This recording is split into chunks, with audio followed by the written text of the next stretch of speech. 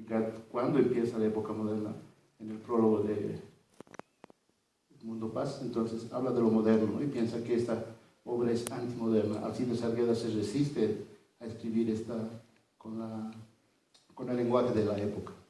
Entonces, en esta obra sale otro elemento paratextual, que es la primera advertencia, que está hecho por Alcides Arguedas, donde creo que este papel de historiador sobresale y nos va a presentar una tensión literatura-mercado, ¿no? Porque a manera de epístolas, valga el término, va a contar las vicisitudes o avatares que ha tenido la primera edición, ¿no?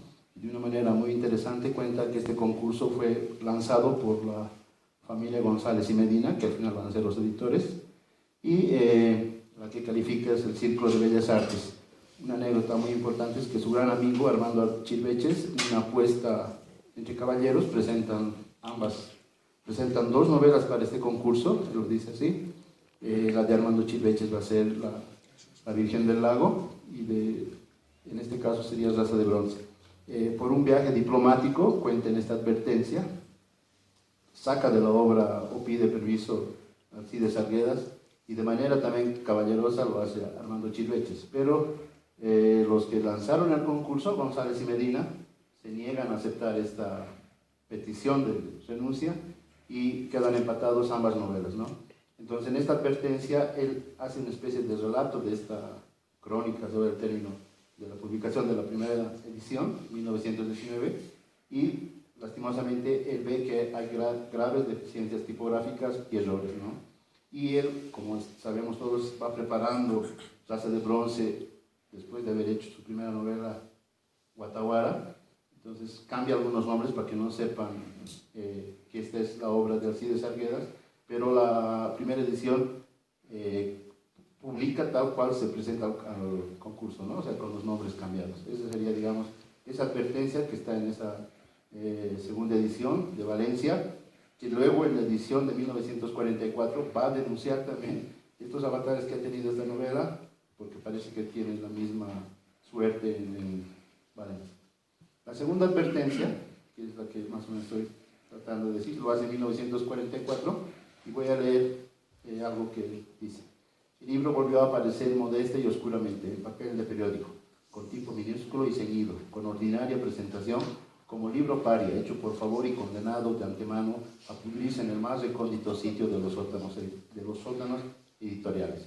Esto lo dice porque el amigo Altamira le presenta a este editor valenciano, que no lo hace muy bien, tiene también errores tipográficos.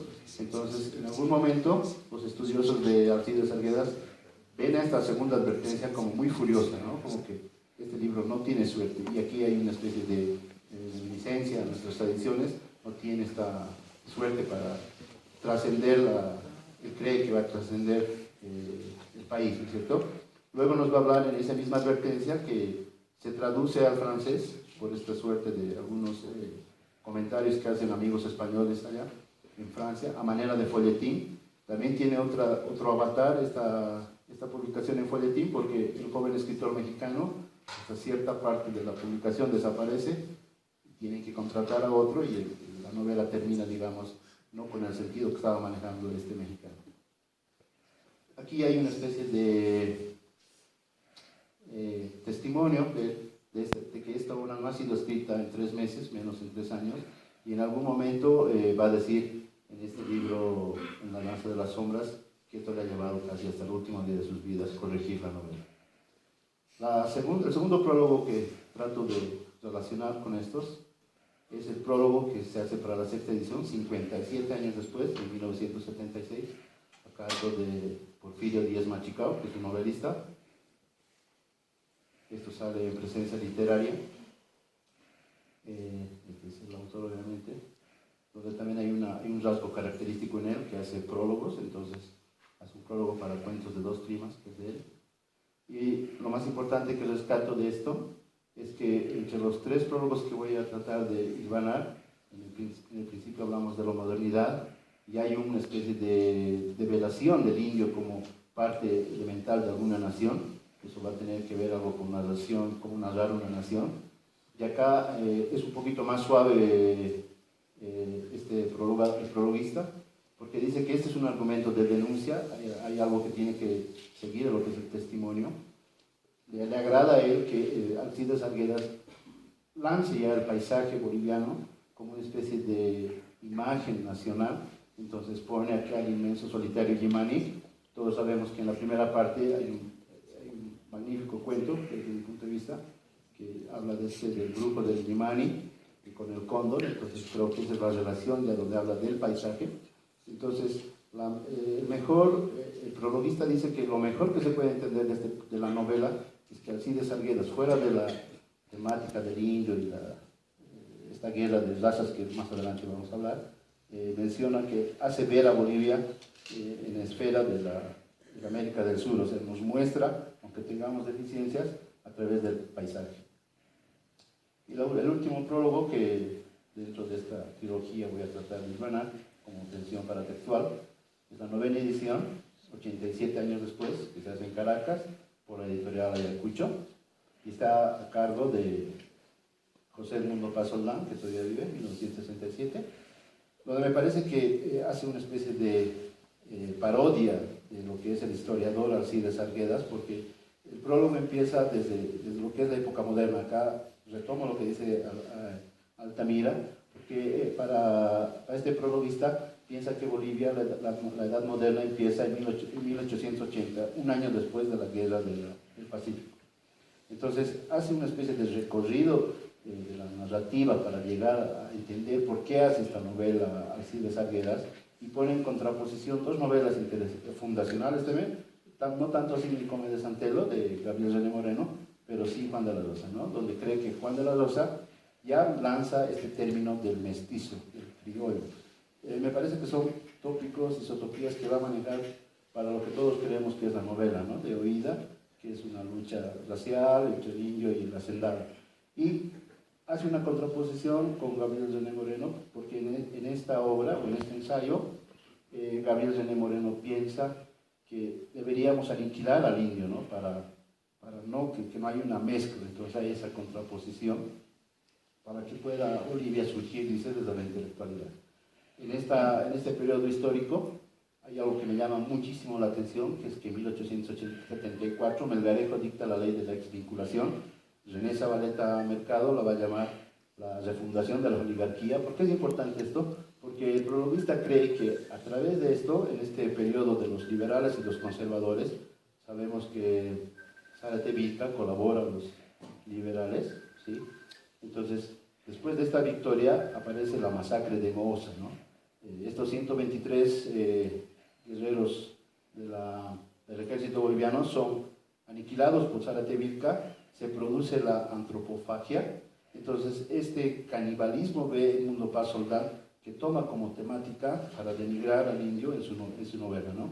Entonces cree que esta masacre de Moesa, en este recuento histórico, ya se va a lanzar lo que es la guerra de las razas, ¿no? Se pronuncia mucho más la guerra de las razas, y aquí hay una relación con el prólogo de Bautista Saavedra, porque Altamira también hace para Ayllu, la obra de Bautista Saavedra, donde sabemos todos que para esta masacre de Mooza, para que Montes, si no me equivoco, Montes o Pando, no estoy seguro, no recuerdo bien, tenga que aniquilar a Zárate Vilca, los defiende Bautista Saavedra, pero hay una especie de trasfondo que ve el prologuista que no lo hace muy bien. Entonces la guerra de las razas sale como una temática del prologuista para entender después la novela, ¿no? Y él también cree que, como todos sabemos, que Guataguara es la novela o la prenovela para que se llegue a ser Rosa de Bronce.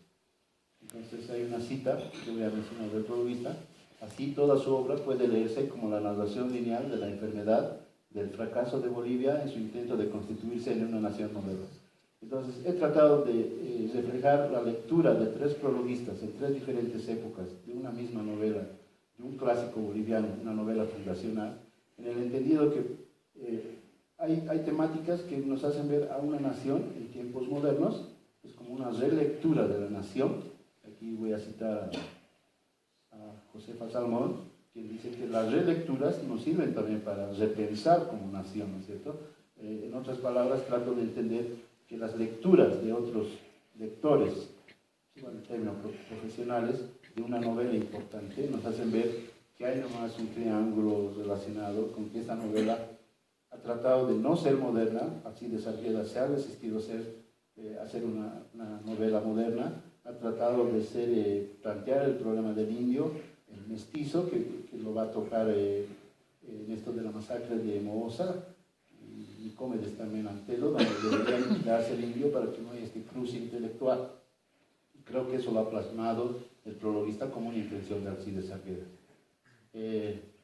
Finalmente, entonces creo que el paratexto de los tres prólogos nos ayudan a comprender también como parte esencial en esta tensión texto para texto de un elemento narrativo y que es también parte fundamental, ¿no? Entonces creo que esta novela ha tenido muchos avatares en esta tensión mercado-literatura que nos hacen ver desde mi punto de vista de otra manera la novela. Termino con esta frase: y sobre las cumbres cayó lluvia de oro y diamantes, el sol.